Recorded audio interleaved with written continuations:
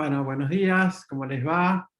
Bueno, estoy dejándoles grabada la clase porque el día miércoles, de hecho me anticipé a la grabación porque voy a tener una interrupción de energía eléctrica y para que esto no se interrumpa en dar todas las clases, habiendo pasado ya la semana de exámenes finales, vamos a seguir con los temas de manera como lo tenemos pensado y programado, que es la unidad de auditoría y seguridad de los sistemas de información. Entonces, bueno, lo primero nos vamos a ubicar en qué parte del aula estamos. Yo en primera instancia les voy a compartir es el bloque que dice unidad 5, que está como destacado. Y bueno, vamos a tener 3 encuentros para hablar de todo el tema de auditoría y seguridad de los sistemas de información. Van a ver que el material, en el mismo material hay cosas que se repiten, pero están colocadas, digamos, de una manera pensada y racional en función de lo que necesitamos ir aprendiendo. Esta clase en particular va a ser una clase muy sencilla para introducirnos en el tema, ya que vamos muy bien con los tiempos, y después vamos a empezar a ahondar y van a ver que cuando ya veamos auditoría y seguridad, y después auditoría y seguridad de los sistemas de información, de manera acumulativa se empiezan a generar estos conceptos que luego van a bajar en la práctica. Así que estamos con el primer recurso, el de introducción a la auditoría. Bueno, vamos a pasar ahora a compartir. Cualquier duda o consulta que tengan, por favor, me pueden escribir en el grupo de WhatsApp o a mi mail, marcelomartinez.unlar.edu.ar. Bueno, vamos a la clase de hoy y al encuentro de hoy que queda en streaming de YouTube para que lo puedan ver de una manera más natural y normal que los Drive. Y este va a ser, digamos, la clase y el registro de la auditoría, perdón, de la asistencia de esta clase de auditoría, va a ser la participación en el foro, que yo les voy a dejar inmediatamente abajo. O sea que ustedes en el horario de la clase o en el día miércoles, por favor les pido que hagan su participación. Ahí les voy a dejar en el foro algunas preguntas para que cada uno de ustedes las responda. Yo ahí ya tengo el usuario, también tengo el día y la hora que la plataforma registra, así que no lo dejen pasar del día de hoy. Y también de las preguntas que vean ahí, por favor, básense en el material que vamos a empezar a ver ahora. Bueno, vamos a hablar un poquito sobre lo que es la auditoría de los sistemas. Para eso la palabra sistema tiene que estar bien clara, hemos venido hablando hace mucho tiempo sobre esto, pero vamos a introducir este concepto. ¿Qué es auditoría? Para que los podamos aplicar a los sistemas y después vamos a ver la auditoría y la seguridad de los sistemas y luego los sistemas, todo esto aplicado a los sistemas de información. Bueno, lo primero es que tenemos que reconocer es que en el día de hoy con tantas computadoras y sistemas e interconectividad, hay un concepto de vulnerabilidad que ha sido, digamos, acarreado, que ha sido como uso y consecuencia de las computadoras. En ese sentido, hay que hacerse cargo de que toda esta informatización trae que los sistemas sean vulnerables. Luego, los ordenadores, los computadores, los sistemas informáticos han traído modificaciones en lo que se entendía por auditoría a nivel tradicional. Ya van a ver que la auditoría es un concepto que viene de las ciencias de la administración y tiene mucho más tiempo y antigüedad que inclusive las computadoras y la informática, con lo cual hubo que hacer alguna intervención en este tema al respecto. Y obviamente, cuando aparece el entorno electrónico, hay que hacer toda la adecuación de la normativa, porque antes se iba a inspeccionar o a ver un papel, bueno, ahora hay que ir a ver un documento digital. Entonces, según las definiciones que van a encontrar, el concepto de auditar es una asociación en cuanto al ejercicio del control. O sea, es aplicar control sobre algún tipo de acción. Fíjense que este es un concepto general, no es un concepto que tenga que ver específicamente con los sistemas informáticos. Entonces vamos a hacer el abordaje general y luego vamos a empezar a aplicarlos a los sistemas informáticos. ¿A dónde nos auditamos a menudo? Bueno, hacemos controles a nivel personal, a nivel laboral, a nivel académico. O sea, un ejemplo, yo puedo hablar que hago controles a nivel personal, cuidándome en las comidas, haciendo medicina preventiva, no esperando que aparezca un síntoma para ir al médico, sino haciéndome controles periódicos, más después de haber pasado una pandemia.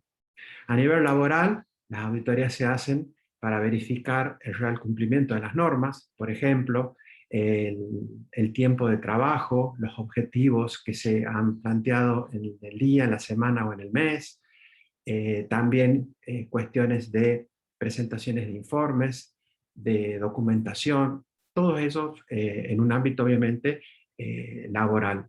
Y también a nivel académico, porque las universidades están expuestas a controles en todos los niveles, ¿no? A nivel académico, con las acreditaciones de carrera, con las evaluaciones institucionales, con las auditorías externas que realiza, por ejemplo, el ente de control que se llama SIGEN a nivel administrativo y CONEAU a nivel académico. Luego, el control lo vamos a entender como una o más actividades o acciones que se hacen, que se realizan, que se llevan adelante por uno o más elementos de un sistema. Entonces, fíjense que es una definición, porque acuérdense que el control aparecía asociado a lo que era entrada, proceso, control y la salida, ¿no? O bien aplicado o asociada a la salida del sistema. Que tiene una finalidad, que tiene un objetivo, que es la prevención, o sea, prevenir, detectar en el momento y corregir ya en el tiempo los errores que afecten la homeostasis. Es una forma de plantear de una manera mucho más integral o holística el concepto de equilibrio. Cuando hablamos de homeostasis hablamos del equilibrio de un sistema. Entonces, fíjense lo particular de esta definición, porque la misma definición de control que está en la definición de sistema está armada de una manera sistémica, ¿no? Como elementos, relaciones y objetivos. Y acá abajo lo que ven es lo que serían las entradas, los inputs, por eso aparece la letra I, la E de entradas, el proceso, y en los outputs o salidas, el control previamente, porque lo que se hace es que la salida cumpla con el objetivo que tiene ese sistema, que en este caso es un proceso. Si lo cumple, sale. Si no lo cumple, se retroalimenta. Son conceptos que nosotros ya tenemos y que, bueno, hoy la auditoría lo va a reforzar. Bueno, a nivel etimológico, eso quiere decir que viene del origen de la palabra, auditorius, en latín, que dice que es quien tiene la virtud de oír. O sea, un auditor a nivel, digamos, etimológico, viene de estar atento con respecto a lo que estamos escuchando. Según el diccionario de la RAE, de la Real Academia Española, el auditor es un revisor de cuentas colegiado. Bueno, esto es lo que les quería contar, de que esto viene mucho con más fuerza y tiempo que lo que es la informática, lo que entendemos y sabemos que es la informática y la aparición de las computadoras. Ese revisor de cuentas colegiados es una persona, fíjense, que está verificando, en este caso, en un documento. Estábamos hablando de los soportes que se utilizaban tiempo atrás. Hoy, en la mayoría de los casos, ya es digital. Y dice colegiado porque ha sido preparado, ha sido de alguna manera certificado que su trabajo está bien hecho. Ahora, si hablamos de la auditoría, en los conceptos ya más avanzados y que vamos a tener que ver con y relacionar con los sistemas de información y luego con la seguridad, dice que es un examen crítico, ¿no? Van a ver que es un examen que se hace a través de terceras partes distintas a las que generan y quienes la utilizan. ¿Eso qué quiere decir? Que yo no me puedo pensar en un sistema como que ese examen lo voy a hacer yo si yo soy el que genero la información del sistema. Por eso habla de una auditoría realizada por terceros. Se produce generalmente con una intención, con digamos, un propósito, que es establecer su suficiencia de adecuación a las normas, a lo que está escrito, a lo que se debe hacer.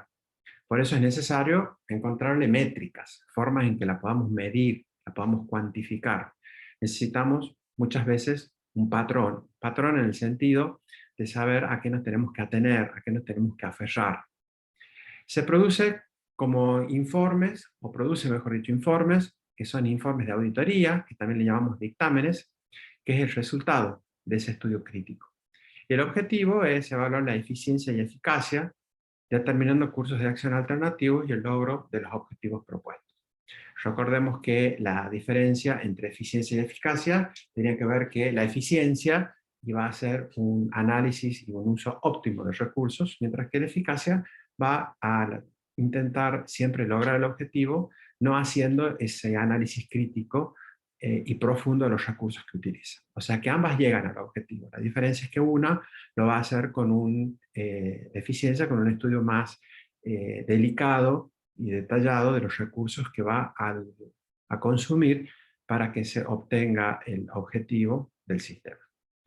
La mejora continua, en realidad, es algo que la auditoría permite, porque si yo estoy en permanente auditoría o con acciones de auditoría, el sistema no solamente que corrige errores al haberlos detectado, sino que permanentemente mejora.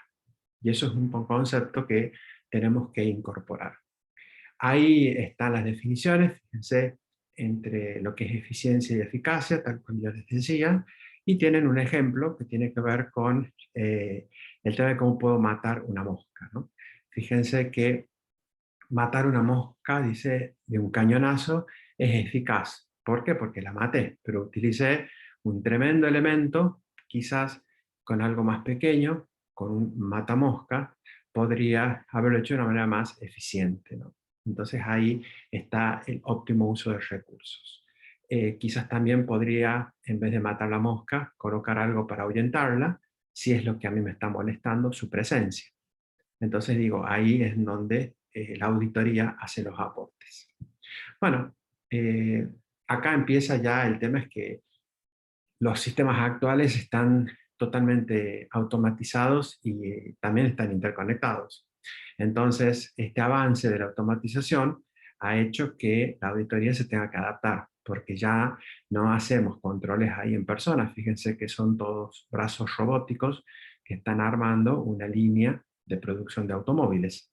Entonces, allí hay que también adaptar el concepto y los procedimientos de auditoría a cómo la tecnología va avanzando. Según el Instituto Mexicano de Contabilidad, la auditoría le agrega la definición que vimos hace unos minutos atrás como el ejercicio de un juicio profesional sólido y maduro.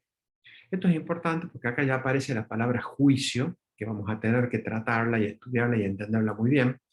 Profesional, porque sabemos que debe estar preparado, y dice sólido y maduro en el sentido de que no puede ser una improvisación, sino que tiene que estar bien documentado con todo lo que sea disponible, ya sea en cuanto a los soportes, ya digitales, sean soportes mixtos, con papeles, con documentación, con videollamadas que estén grabadas.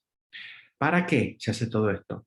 Para hacer un juicio sobre los procedimientos que se deben seguir y estimar los resultados obtenidos. Entonces, al incluir esa palabra juicio, hay que tratarla de entender para que podamos avanzar. Entonces yo les pregunto a ustedes, si yo digo si Alberto es contador o Alberto es responsable, ¿la diferencia entre estos existe?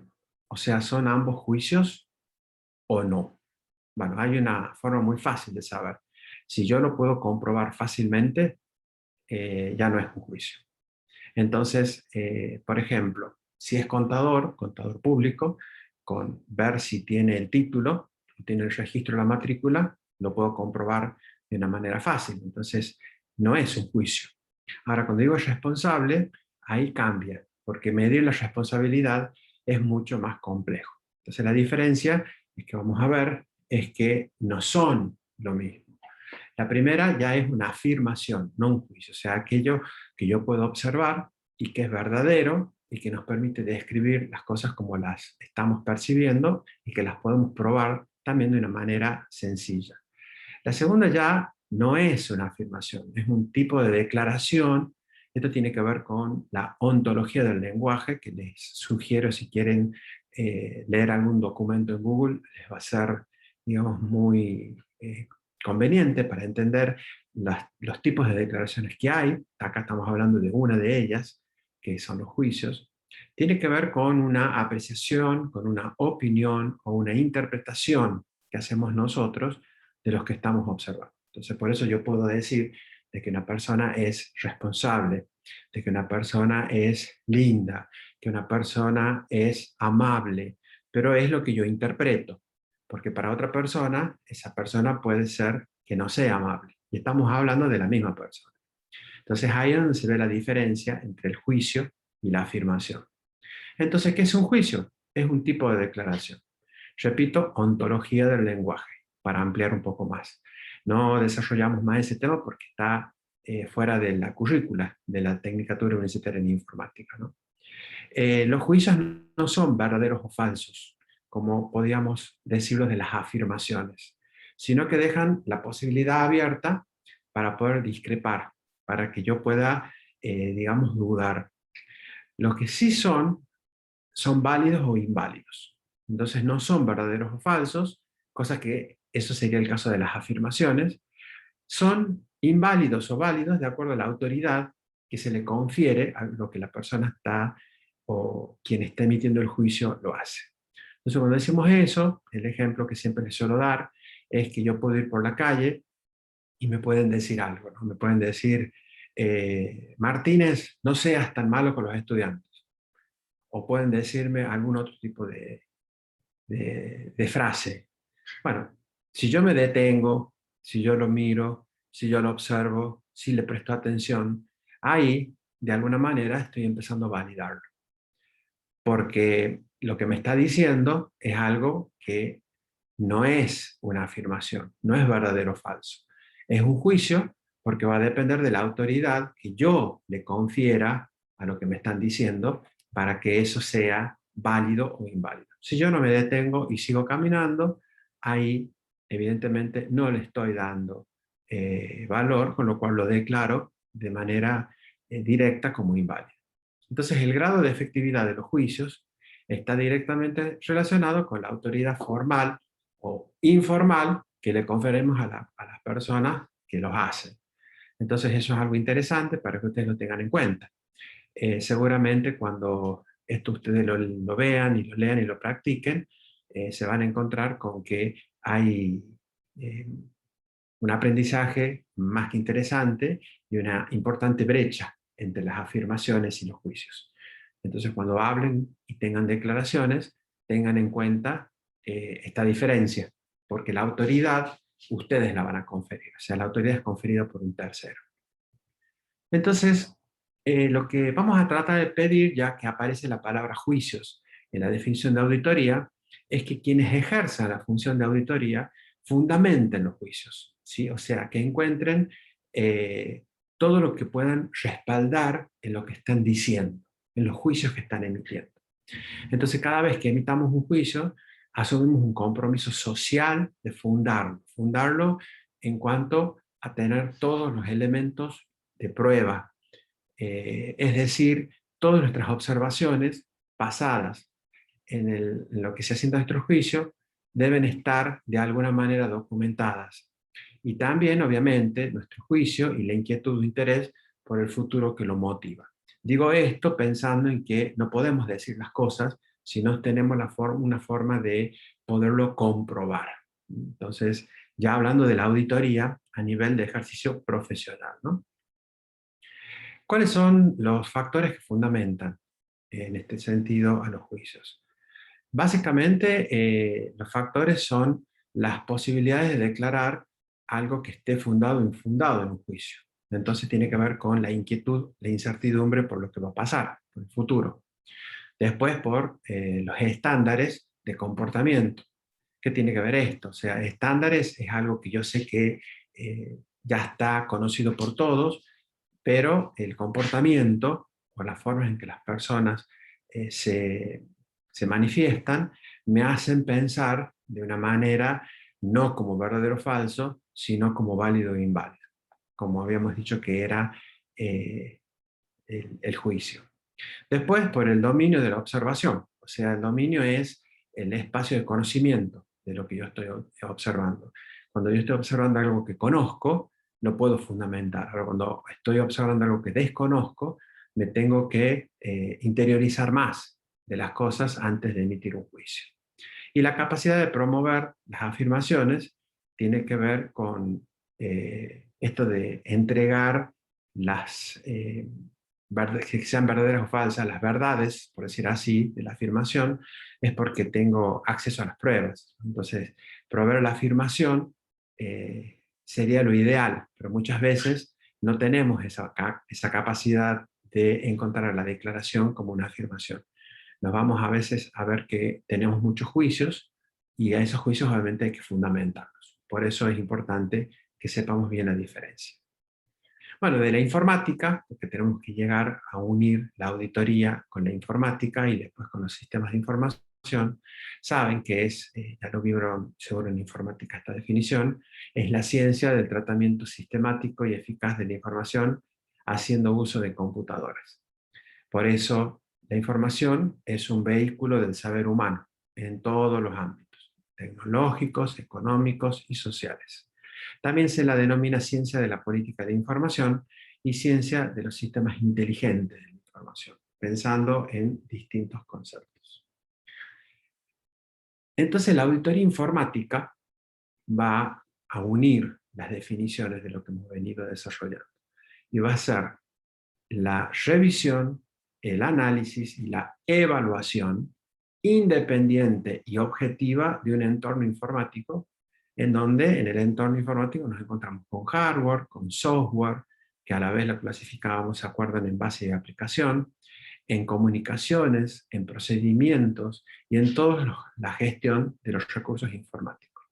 Entonces, esa revisión, análisis y evaluación independiente en el sentido de que no me genere ningún deterioro ni logre, al pertenecer yo en la organización y al hacer la auditoría, tengo que tener la suficiente independencia para poder decir las cosas que observo y que puedo comprobar a través de un examen crítico y un dictamen final. Si no, lo tiene que hacer un tercero, porque si no logro esa independencia, es una auditoría que va a estar viciada. En ese sentido hay que tener en cuenta, primero, el objetivo. Entonces, cuando yo voy a hacer una auditoría informática, me tengo que enfocar en qué quiero auditar. Puedo hacer una auditoría, por ejemplo, de las redes de datos. Puedo hacer una auditoría de los sistemas de cómputo, de los sistemas electrónicos, de los sistemas de información. También conocer los planes, programas y presupuestos que tienen que ver con la organización. Y toda la normativa, por eso habla de leyes aplicables, que están ya en funcionamiento, que están publicadas, porque esa normativa es el marco regulatorio en el cual la auditoría informática se va a desarrollar, se va a llevar adelante. Así aparecen distintos tipos de auditoría. Va a aparecer la evaluación del sistema de control interno de una organización, y si es de una computadora será control interno electrónico, de cumplimientos de políticas, estándares y procedimientos, otro tipo de auditoría, auditoría física y lógica, si vamos a hablar de la seguridad, que le vamos a dedicar toda una clase a ese tema, de operaciones y de gestión, y la auditoría interna y externa, o sea, la auditoría que hacemos dentro de la organización y la auditoría que hacemos de la organización, pero desde afuera, viéndola a la organización ya como un sistema.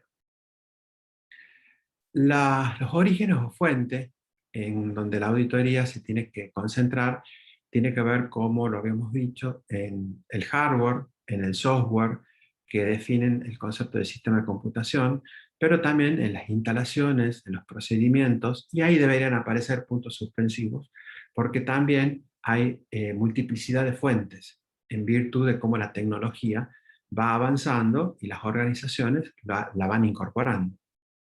Entonces aparecen, para que no nos olvidemos de algunas cosas cuando estamos haciendo la auditoría, de los checklists, ¿no? Los checklists son listas de control en donde yo sé que puedo tener una guía o una asistencia para cuando esté haciendo una revisión del hardware, bueno, ver todos los puntos, así con el software, con las instalaciones, los procedimientos y todo otro aspecto que la auditoría informática quiera llevar adelante. Acá hay que tener en cuenta que las computadoras tienen dos principios fundamentales en virtud de la auditoría. Primero, que es el automatismo, que tiene que ver con que la computadora va a hacer de manera automática a través de la resolución de un problema con un algoritmo y luego un sistema que lo va a ejecutar, y el determinismo. El determinismo del algoritmo tiene que ver con que siempre ante los mismos datos de entradas generen los mismos datos de salida. Eso es algo que la auditoría obviamente lo va a tener en cuenta a la hora de hacer todos los estudios en los sistemas en donde las computadoras estén presentes. Porque esos algoritmos luego se van a transformar en programas y esos programas luego van a hacer que la computadora haga cosas. La idea es que si un programa tiene siempre las mismas entradas, genera las mismas salidas y no esté cambiando las salidas si las entradas son las mismas porque se ejecuta en distintos momentos del día. Entonces ahí la auditoría tiene que hacer un estudio profundo y debe garantizar el funcionamiento. El control, como les dije recién, es lo que nosotros ejercemos normalmente dentro de un proceso que está más cerca de la salida que de la entrada. Y hay tres tipos de controles. El interno, que tiene que ver con las relaciones de todos los elementos que están dentro de la organización, por eso habla de las diversas funciones del negocio y los resultados finales de operación. El control interno electrónico, que tiene que ver con todo el hardware, cómo se comporta, por ejemplo, que no haya variaciones de tensión, que no haya, a la hora de transmitir, por ejemplo, un bit, que yo transmita el 1 y que me llegue el 0. Entonces allí, con algún tipo de interferencia electrónica, se puede llegar a deteriorar la información que hay que cuidarla y mucho, más en los sistemas que están totalmente interconectados. Y el interno informático tiene que ver con el cumplimiento de todo lo que es procedimientos, estándares y normativas que están fijadas por un área directiva. Normalmente es una dirección de informática o equivalente, como así todas las cuestiones legales. Esto es muy importante tenerlo en cuenta porque si existe ya una ley, por ejemplo, del Congreso de la Nación, bueno, nosotros tenemos que responder a esa ley. Lo mismo que si es una ley provincial o si es, por ejemplo, una ordenanza o resolución de la universidad. Si bien tiene distintas jerarquías, que hay que tenerlas en cuenta, nosotros al hacer el control interno informático las debemos conocer para poder no solamente referir en nuestro informe, sino para que veamos cuáles son esos estándares que esas normativas están diciendo. Con respecto a los ejemplos, que vamos a ver más adelante, nosotros si leemos, por ejemplo, una ley en donde dice que se considera una velocidad óptima de transmisión de datos de 100 megabits, entonces al tener esa norma que me da el estándar y me dice, mira, 100 megabits es una velocidad que se considera buena, cuando yo hago el dictamen, fíjense que ese juicio que dice que la velocidad de transmisión es buena, esa palabra buena, que es un adjetivo un poco indefinido, porque ¿qué quiere decir buena? Bueno, la normativa me dice 100 megabits, por ejemplo. Entonces yo ahí fundamento el juicio. De esa manera, haciendo uso de la documentación y del conocimiento de las leyes y de todo lo que yo me puedo munir, puedo utilizar esa palabra buena. Que fíjense que buena es un juicio, no es una afirmación. Pero la fundamentación me permite que ese juicio tome validez. Bueno, eso es todo lo que les queríamos contar, que les quería contar en el día de hoy. Va a quedar esta clase en el servidor de streaming para que lo puedan ver. Y también les dejo un foro, recuerden de la recomendación de responder las preguntas en el día miércoles. No se pasen del miércoles, por favor. Si esto lo hacen antes no hay problema, pero sería el miércoles lo ideal, ni tampoco después, porque yo de allí voy a sacar la asistencia y también vamos a tenerlo en cuenta para el siguiente parcial. Por eso es importante que no respondan cualquier cosa, tómense su tiempo, lo que les voy a colocar es algo que tienen en el material que hemos desarrollado de estos 3 recursos que están en el aula, solamente el primero es sobre lo cual yo voy a intervenir en el foro. Cualquier duda, la pueden colocar ustedes en el foro también. Les voy a colocar allí una línea de entrada para que puedan colocar cuáles son las dudas que tienen. Yo se las voy a responder por el foro. Y también, obviamente, si quieren, por cuestiones operativas, si hay alguna duda, pueden usar el grupo de WhatsApp. Pero si es académica, por favor, háganlo en el foro, que va a ser el mecanismo que vamos a utilizar para poder evacuar dudas y también para hacer el registro académico y de asistencia. Que tengan un excelente miércoles y nos vemos la semana que viene. Hasta luego.